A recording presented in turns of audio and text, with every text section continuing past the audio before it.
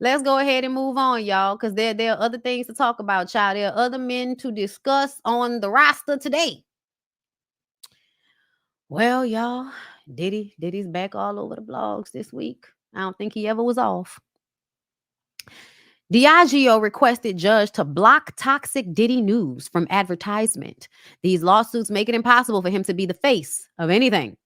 Liquor giant Diageo says Sean Diddy Combs has become so toxic in the wake of 3 sexual assault lawsuits filed against him, it would be unfair for a judge to grant his request for control over an incoming $15 million marketing budget for DeLeon Tequila. In a new letter to the court obtained by Rolling Stone, Diageo says Combs plans to plaster his face on new ads for the premium spirit. It would be devastating. Yeah, it would be. You must don't want the liquor to sell if you're going to put your face on the cover of it with 3 sexual assault lawsuits and one so big that you had to pay it off. And everybody, for the most part, with common sense, believes you did that shit, especially if they've been paying attention to your pattern over the years, like I have. I've been telling y'all that y'all were going to have to see Surviving Diddy for the longest. It's not smart. It shows how delusional he is. The disturbing allegations against Mr. Combs set forth in these lawsuits underscore that any DeLeon campaign featuring Mr. Combs will compound and amplify the harm that he has already caused DeLeon. Diageo lawyers wrote to Justice Joel M. Cohen of New York County Supreme Court in a letter dated December 1st, requiring Diageo to pay for such a campaign would be devastating to the brand and to Diageo more broadly. So y'all want the company, Diddy wants the company to pay for a campaign with his face on it? Child, that's crazy as hell. That's crazy as hell. Mr. Combs is well aware that these lawsuits make it impossible for him to continue to be the face of anything. The Diageo lawyers wrote it would be unfair and beyond reason to require Diageo to deepen its association with Mr. Combs concerning DeLeon when so many others are fleeing his now toxic image. The new letter identifies Combs' 3 accusers by name and comes after Diageo filed a similar letter on November 17th. The prior letter focused on R&B singer Cassie, so they knew this before it came out. Singer Cassie in her blockbuster November 16th lawsuit alleging Combs ard her, beat her, and forced her to have sex with other men while he watched. In its latest letter, Diageo asked the 2 other women who stepped forward on November 23rd. One of the women alleged Combs drugged and sexually assaulted her and then showed video of the assault to others. The other, to which other people have said they saw that video, but okay. The other woman alleged Combs and singer Aaron Hall took turns raping her and her friend in the early 90s. Aaron Hall? Have we seen Aaron Hall? Yeah, okay. All of this seems like he did this shit. She claimed Combs tracked her down a couple of days later and choked her until she passed out. Diageo's lawyers say the 2 additional lawsuits drew even more negative media attention towards Mr. Combs, leading him to step down, at least temporarily, from his chairmanship of Revolt. They said a major DeLeon themed party in Atlanta was canceled after the Cassie news broke, and then Combs reportedly was dropped by the charter school in Harlem that he co-founded after the other 2 lawsuits followed. Okay. On top of that, okay. So this is one of them stories. A woman accuses Diddy. Hold up, y'all. Just stop sharing the screen. Okay, woman accuses Diddy and 2 other men of gang raping her when she was 17, says he made her squeeze his nipples because he couldn't orgasm. Child, just embarrassing the fuck out this man. Diddy's is the subject of another sexual assault lawsuit. According to a report by Rolling Stone. Also, Rolling Stone was the one that wrote the article on Jonathan Majors listing all of the several people that said he was abusive and angry and egomaniacal when they worked with him. But okay, it's only Grace Jabari saying it. Fine. Like 6 people. Anyway, so Rolling Stone reported he and 2 other men are now accused of gang raping a 17-year-old inside his recording studio in 2003. The documents obtained by the outlet state that Jane Doe is suing Diddy, his longtime friend Harv Pierre, and a third unidentified man. The woman says she was trafficked across state lines and filled with drugs and alcohol. She claims Pierre introduced her to Diddy via telephone after complimenting her appearance at the club. She was flown to see Diddy on his private jet, and on arrival says she was lured into a bathroom of a lounge. She says she witnessed Pierre do crack cocaine before forcing her to go down on him. She says Combs would later sexually assault her in a studio bathroom after she became extremely inebriated. She says he penetrated her from behind while she hung over the sink. She says Diddy was having trouble reaching an orgasm and asked her to turn around and squeeze his nipples. After making her turn around, the other men allegedly came in and took turns with her. That was intentional.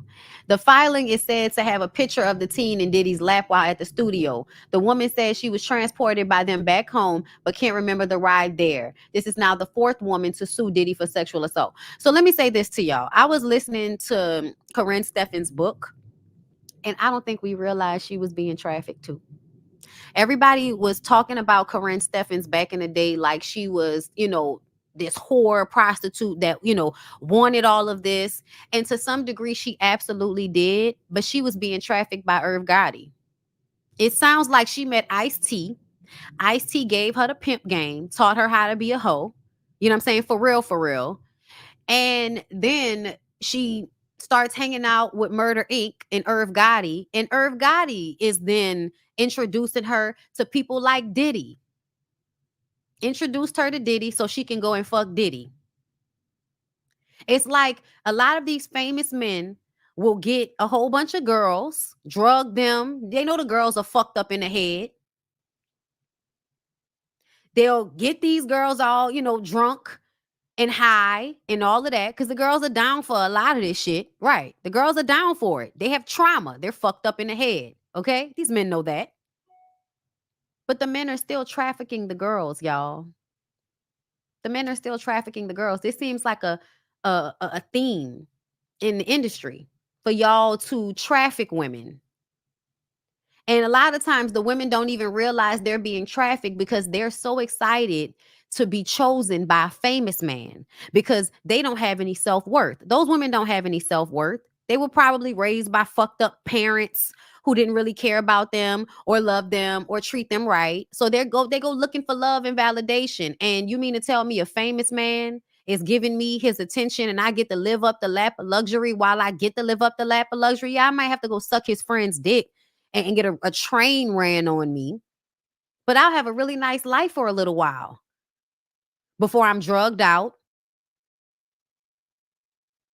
before somebody takes advantage of me in my drugged out state. Because a lot of the girls are agreeing to fuck Diddy. They're agreeing to fuck Irv Gotti. They're agreeing to fuck, whichever the entertainer is. And then the entertainer brings in other people while the girl is drunk and high. That's where the assault part comes in, y'all. That's where the trafficking part comes in. That's where the she didn't know what she was getting into part comes in. And it's a theme. It's a theme. Okay. So these are, shout out to Tasha. Okay, it's gonna go to Tasha, people. This is some of the videos from the fourth girl we just finished talking about, the 17-year-old. And everybody wants to argue she wanted to be there. And she looks excited to be there. Anybody would be excited to be there. She's still underage. Okay, look how she's sitting on his lap. She's still a 17-year-old girl that is underage, that is so excited to be there with P. Diddy, having no idea that after she drinks and does some drugs, she's going to have to fuck other people that she doesn't even know. Y'all, it's Pimp 101 to make a woman fall in love with you and then convince her to have sex with other people for you because she loves you. That's Pimp 101, y'all. That is Pimp 101. That's how you break a bitch. Y'all don't know this? Y'all ain't been watching episodes of SVU? And yes, consent can be revoked at any time. So even if they agree to some of this shit and they say, no, that's enough, I'm tired, I don't want to fuck this person, and y'all make them do it anyway, it's still assault. It's still rape, bitch. And people really have a hard time understanding this. They really don't want to have any sympathy for any victims. And it's a victim because it's a person that's being harmed. It's a person that's being overpowered. It's a person that's being assaulted. That's what makes them a victim, not them being a perfect, innocent person that didn't want to have sex. That's not what makes you a victim. What makes you a victim is somebody taking advantage of you in a position where you can't consent for yourself because you're drunk or you're high. They don't really know what they're getting into. And the men, the grown ass 30-something-year-old men, they know what they're doing. The girls don't know what they're about to do or how they're about to lose themselves. They don't know. They think they're about to have sex and have a good time, and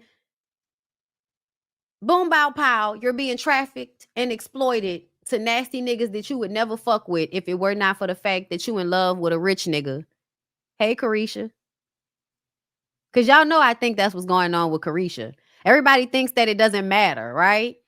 I keep having conversations with people from Florida about Carisha, and they believe so heavily that she come from a family like that. You know, she come from a whole family, I guess. She comes from a prostitution family, girl. I don't know. I don't know what they mean when they say that. But whenever they say, they're like, oh, she come from that type of family. She come from that area where that's what they do. So everybody really believes that Carisha is over there just as happy as a lark, fucking other niggas so Diddy can get off, imagining he's her while getting fucked by some prostitute with a big dick. Because please know she's replaced Cassie. Please know that. So Aubrey said for the last couple of no, this was Diddy. Diddy said enough is enough. For the last couple of weeks, I have sat silently and watched people try to assassinate my character, destroy my reputation and my legacy. Sickening allegations have been made against me by individuals looking for a quick payday, which you gave them. Let me be absolutely clear. I did not do any of the awful things being alleged. I will fight for my name, my family, and for the truth. R. Kelly flow, bar for bar. That's what Aubrey said. Aubrey is one of those people that I wish that either she would come out and say something or stop. And the reason why I say stop is because she's always like branching on to somebody else's story as if she doesn't have her own to tell. And I wish she would tell her own story. I do. It's like you want these black women to make these sacrifices so you can sit down from the side, sit out from the sideline saying, girl, I told y'all. White lady, how about you use some of your white privilege and talk about what this nigga did to you? Anyway, so Cassie's friend Tiffany read Penn's letter to Diddy describing all the physical and mental abuse she witnessed during their friendship. Confirms multiple details. Okay, so let's read it. I'm stepping forward to recount my experience as a witness to events detailed in my friend Cassandra Ventura's now settled civil lawsuit against you.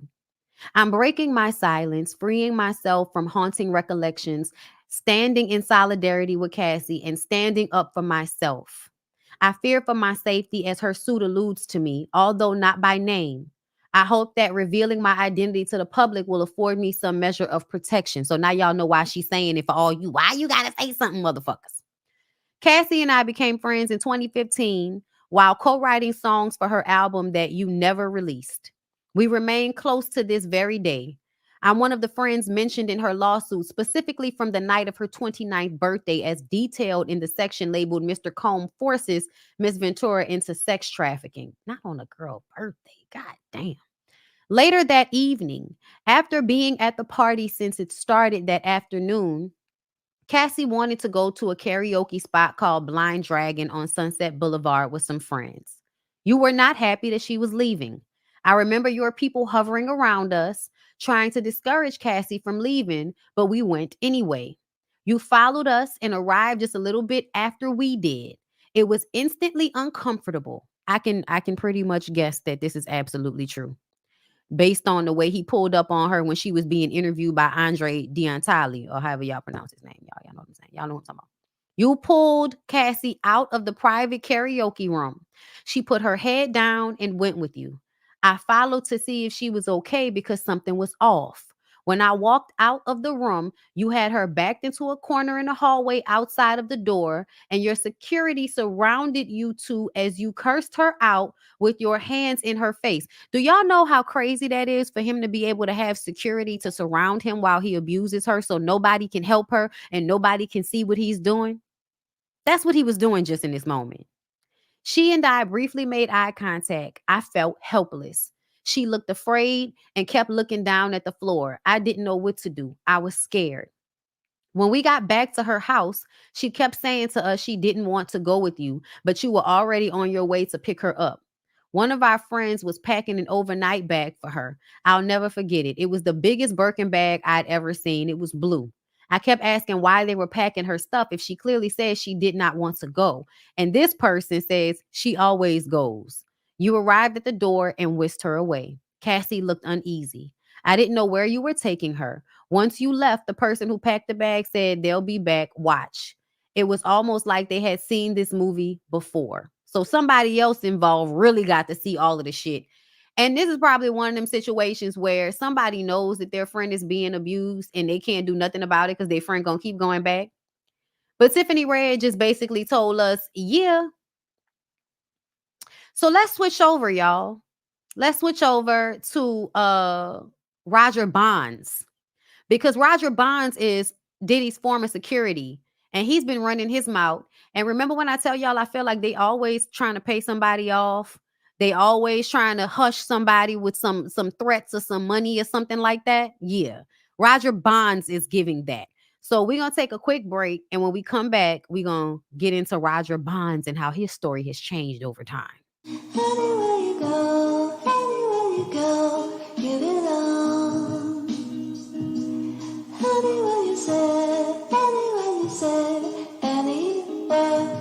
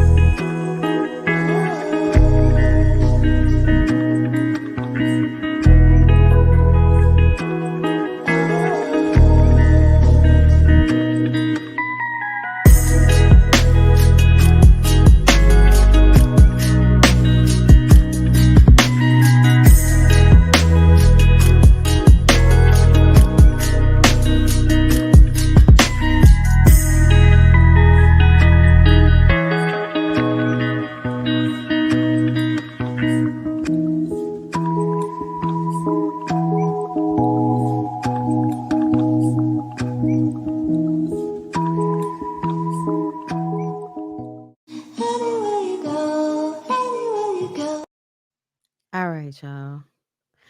So let's listen to the recent interview with Roger Bonds on the Dancer Project. Obviously, everybody's running down on Diddy right now for all the stuff that he allegedly did, and everybody's trying to get money. They see you hop in, they see Gene, and they think eyes just off a cloud. He's just trying to get a payday. What do you have to? Is that what y'all think? Okay. Say to those critics? First of all, I mind my business. I got brought into this. Why are y'all playing this music? And what do you mean you got brought into this? My nigga, you were in your car on your phone. By Cassie. You know what I'm saying? She mentioned my name in the lawsuit. So that's when I came out. Ah, so you protecting yourself just like her homegirl Tiffany was. Got it.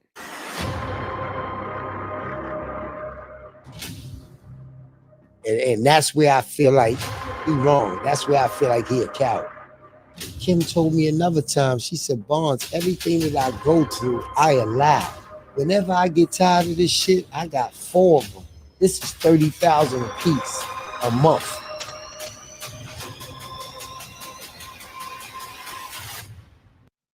Yet she never left. She stayed until she died.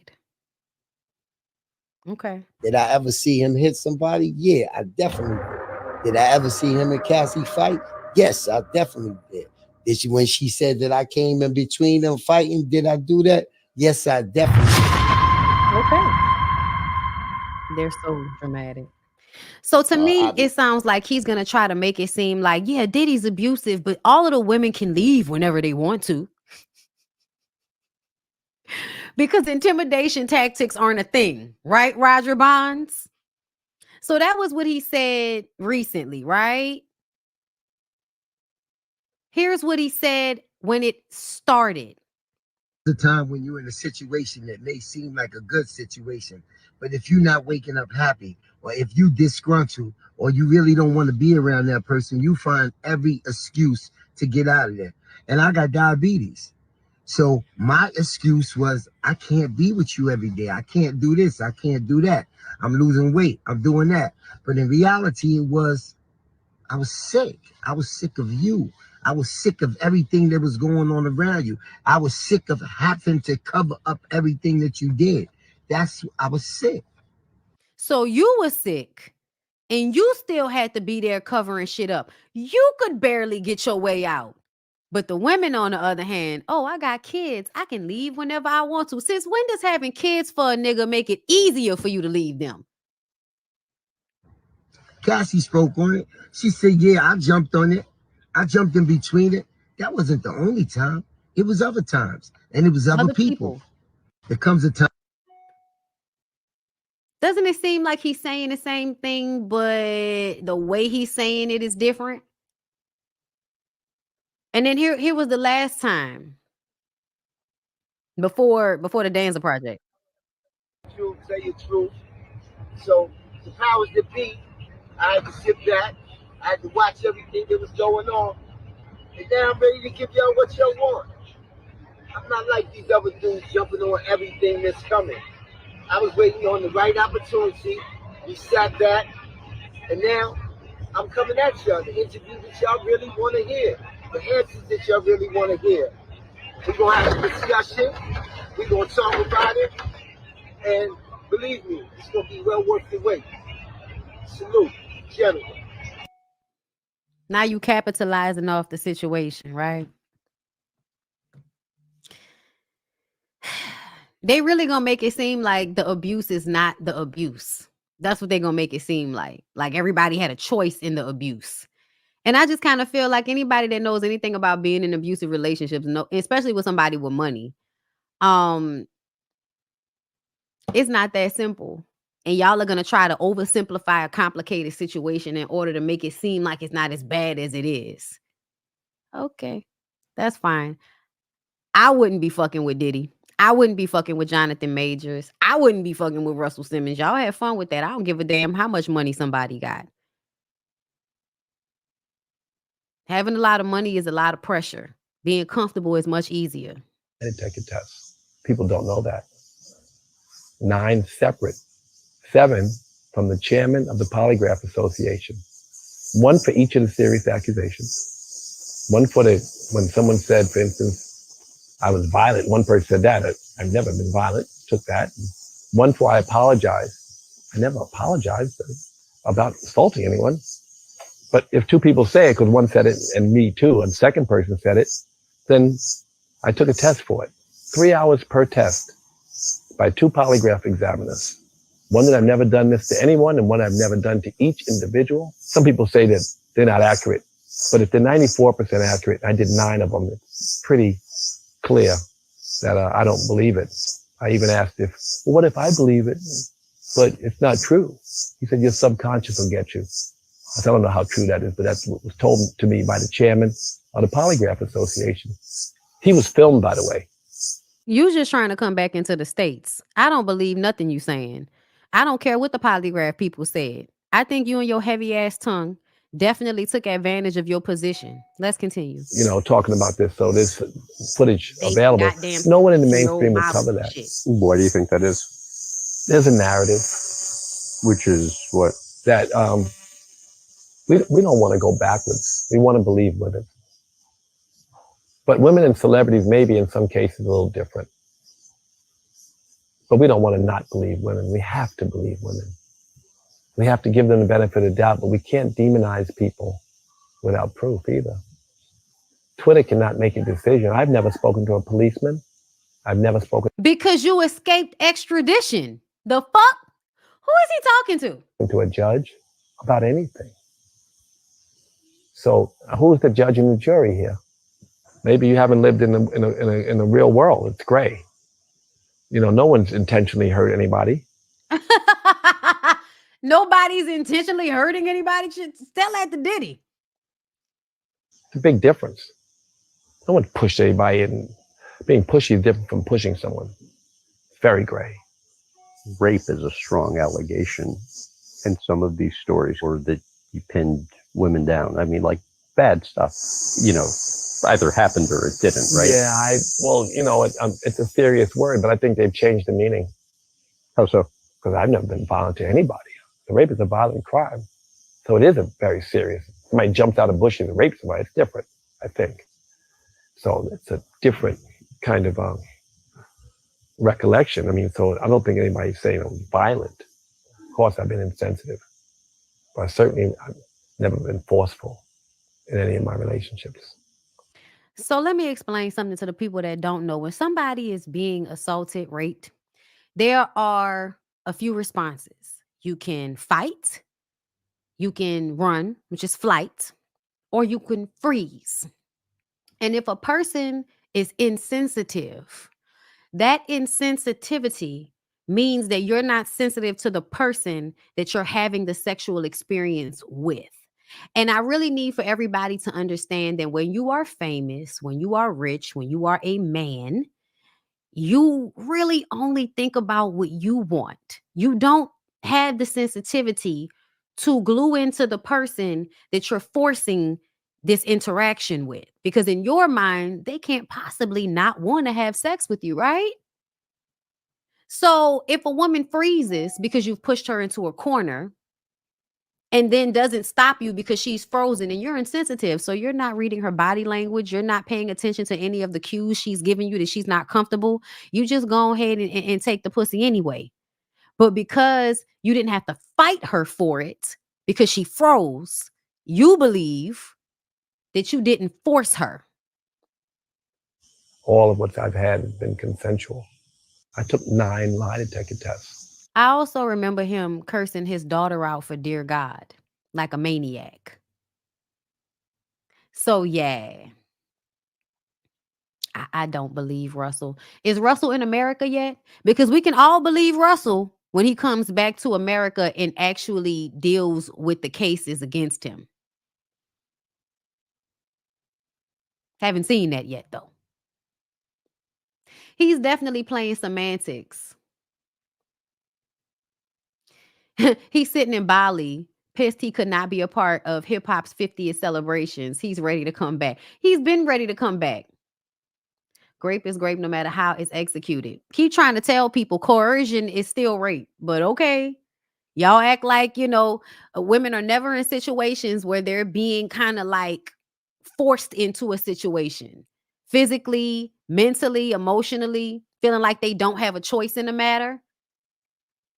He's talking about, I didn't jump out the bushes or anything, bro. You forced yourself on these women. They didn't want you on them. And that's the thing. You think being insensitive means y'all didn't want me, but you didn't fight me. So it's not rape. Okay. Listen, I'm not going to argue with nobody. If y'all think that all of these men are just being, lied on, y'all think all of these men, all of these powerful, successful, drug-fueled, sex-crazed men, you think all of them are just being lied on. None of it's true. It's all lies. Well, child, Hulu don't think so, because Hulu canceled Diddy's reality show, which, duh, like, we don't need to see whatever pretending y'all got going on. Now, lastly, y'all, because we have been talking about men, let's discuss this comedy situation with Janelle James, who I really love. Okay, like I love her.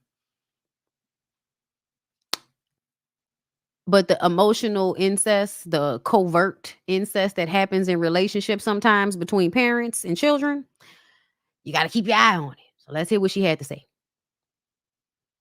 I didn't know that. I didn't know he had a dick. They say you blink and you miss it. It's true. I didn't know he had a dick. I was sitting on the edge of my bed and he ran by from the bathroom to I guess he forgot his towel or whatever. And I was like, the fuck was that? Like, it blew my mind. That's a dick. What? What? That's a dick that need a job. Okay? Can't be walking around with all that dick and no income. That's disrespectful. That's disrespectful.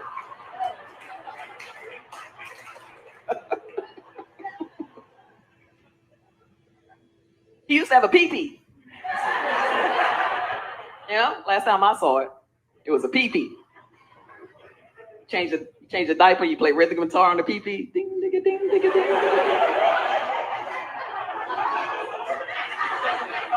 No, the parents in here, that's the best part about having a baby boy. Ding. Not a lot about him, my young. Okay, so I was all good with this up until we got to that last point about, playing ding da ding ding ding on the penis.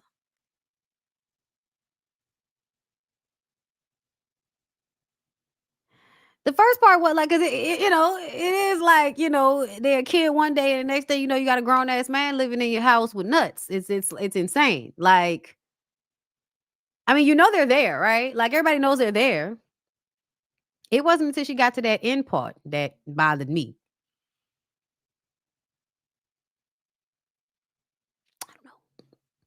Makes me feel uncomfortable. I don't like it. I don't know what type of jokes. I don't know. Yes, the lady from Abbott Elementary. The first part of the joke wasn't that bad to me. It was just a ding on a penis. And here's where I'm at. I raised 3 boys. Ain't never played with their parts when they were babies. That's what I'm saying. I don't want to play with your parts.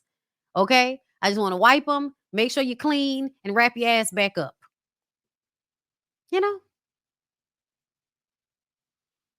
Oh, girl. Coming from a mom of 2 boys, I think we lingered on your son's dick a little bit too long, Janelle. We lingered on his dick a little bit too long. I feel a little bit uncomfortable. Okay, I do. I feel a little bit uncomfortable after hearing that. I do. I still like you. I do. If there's any more information coming out that seems like, what the fuck's going on here? Yeah. Jonathan Major's closet is nasty. Y'all, people so stupid. And they got them shoes lined. Jonathan Majors got them shoes lined up in his closet like by sleeping with the enemy. They had to be lined up perfectly the way he wanted them. Child, not Nene spotted out with former girl. This is what we talking about, Lanithia. This why we can't deal with you. Lanithia spotted out with former boo following her recent "the bedroom sex is horrible, he's broke" comment. Yeah, God has blessed me, honey, with another year around the sun, and I am grateful. Yes, I am. Thank you, Jesus. Oh, that look good. That cake look We good. all can be young, but we all can't get on.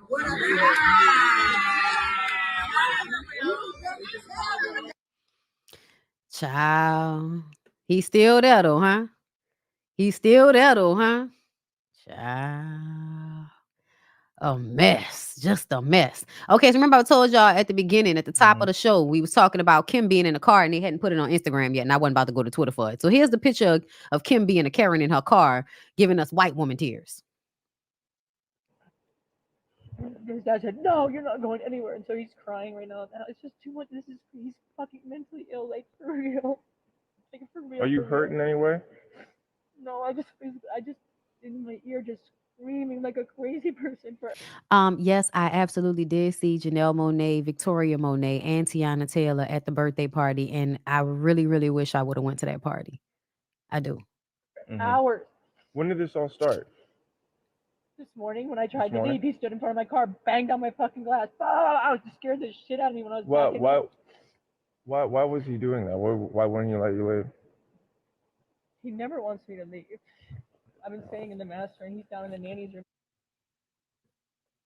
Y'all had a nanny? Downstairs. I just live my life. Like, I don't bother him. I don't mess around with him. He just can't take it. But you're pregnant. All right, hang on. Croy. Y'all, the white, this is the part I wanted y'all to see because the white police officer had to get him together. Croy. Okay. Corey. I did not give you permission to come in my Go with home. him before you get put in cuffs. We're here Come on. You're about to get bit. Because here's the thing, Corey. Here's the thing. Sir, I Keep did not on.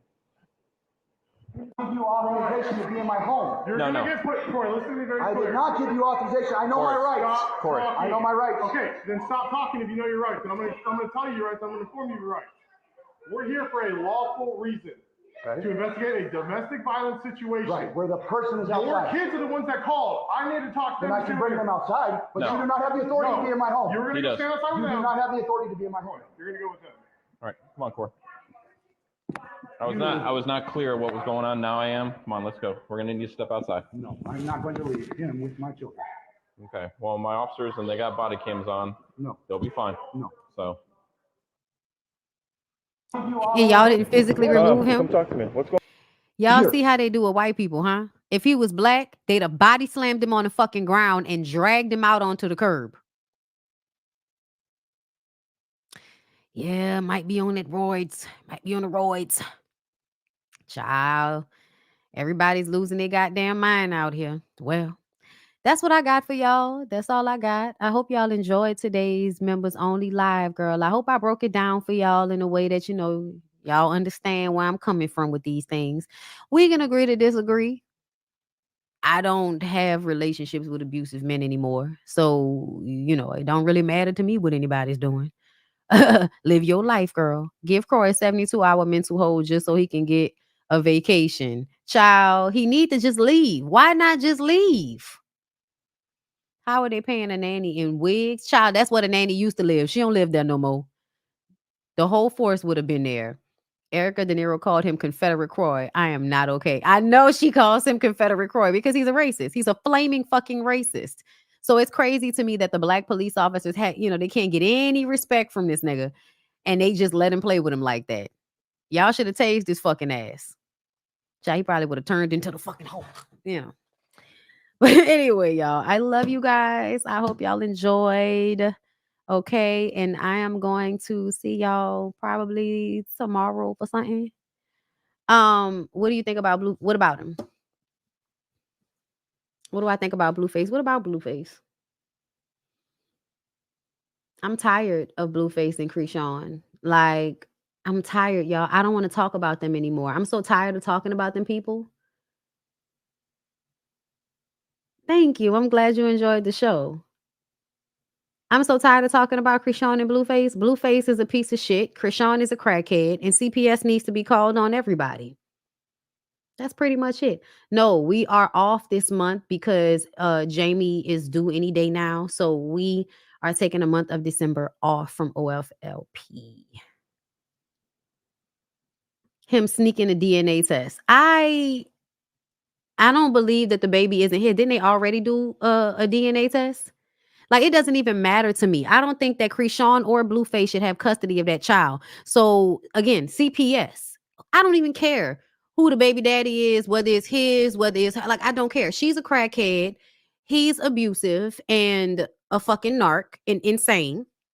And he is, in toxic relationships with crackhead women that keep going back to him and playing reindeer games. Everybody looks a fucking mess to me.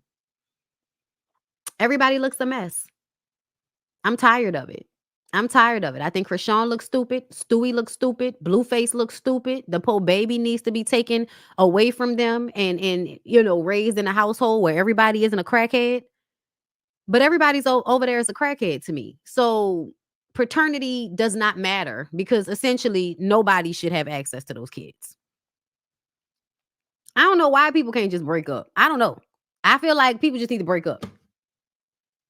She is a crackhead.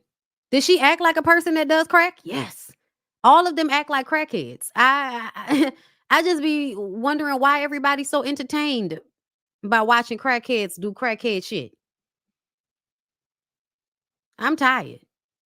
But anyway, I love y'all. And I'll talk to y'all in the next one. All right. Y'all have a good rest of y'all day. Bye.